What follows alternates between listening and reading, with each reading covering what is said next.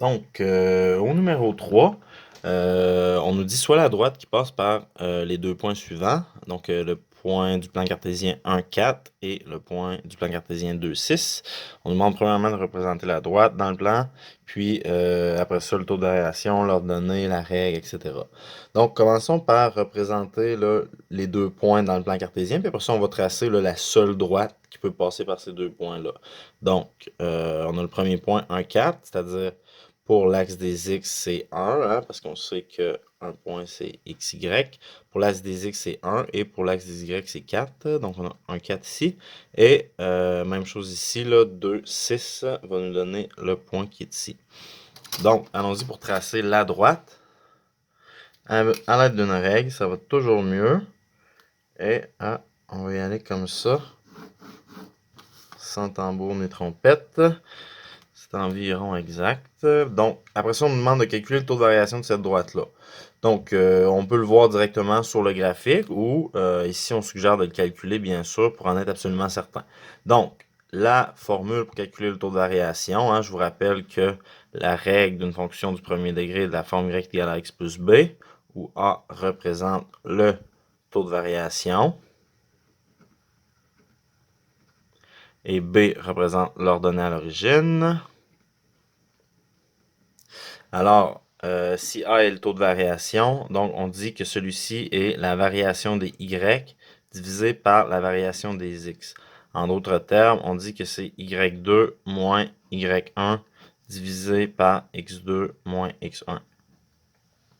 Donc ici, moi j'ai les points là, 1, 4 et 2, 6. Donc, je vais dire que 1, 4, là, ça va être mon premier point. Donc, je vais le nommer X1 et Y1. Puis, 2, 6, ce sera mon deuxième point. Je vais le nommer X2, Y2. Donc, ceci étant dit, je vais pouvoir poser ma formule. Donc, ça va être mon Y2, 6, moins mon Y1, 4, divisé par mon X2, 2, moins mon X1, 1. Donc, 6 moins 4, ça fait 2, puis on va diviser par 2 moins 1, ça fait 1.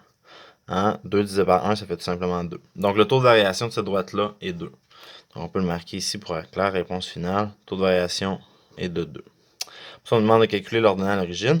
On sait que nous, que l'ordonnée à l'origine d'une fonction est tout simplement hein, le point de croisement entre l'axe des Y et la droite. Donc, on pourrait déjà dire que l'ordonnée à l'origine, c'est 2.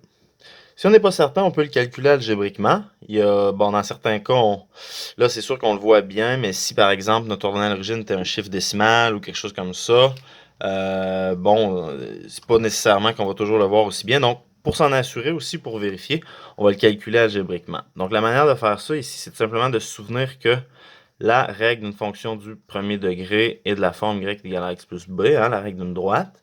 Puis, on a déjà trouvé là, notre taux de variation. Donc, on va tout simplement venir le remplacer dans l'équation. Puis, ce qu'on va faire, on va se servir de un des deux points du plan cartésien. Hein. Je vous rappelle, on avait 1, 4 et 2, 6. Là. On va se servir de 1, 4, pourquoi pas. On aurait pu prendre n'importe quel, mais servons-nous de 1, 4. Donc, la coordonnée y, c'est 4, puis on va les remplacer. 4 est égal à 2 fois 1 plus b. Puis là, ici, le but, ça va être de trouver là, de manière algébrique là, la valeur de l'inconnu, la valeur de b.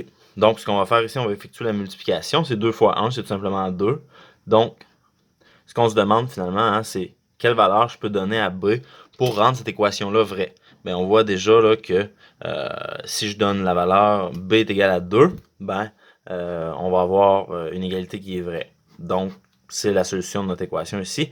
Alternativement, on aurait pu utiliser le principe de la balance, soustraire moins 2 des deux côtés de l'équation pour se débarrasser du plus 2 ici, puis réaliser finalement que b est égal à 2. Okay?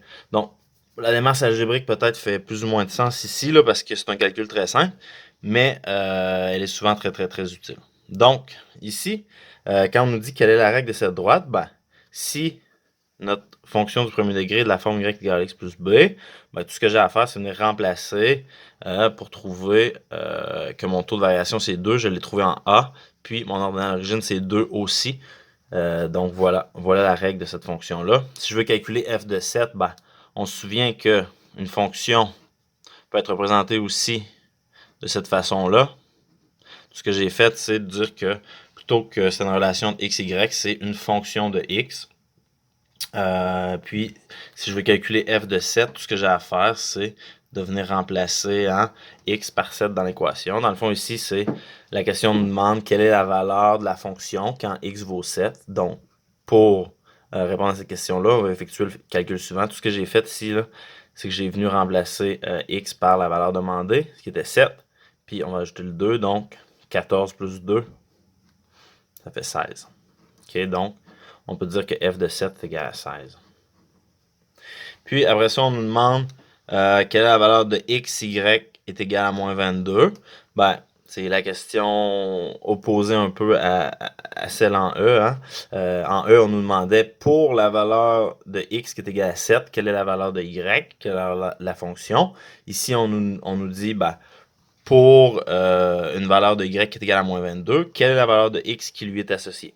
Donc, pour faire ça, pour savoir ça, on va tout simplement poser le calcul suivant. Ben, on va venir remplacer moins 22 ici dans notre règle générale. Moins 22 est égal à 2 fois x plus 2.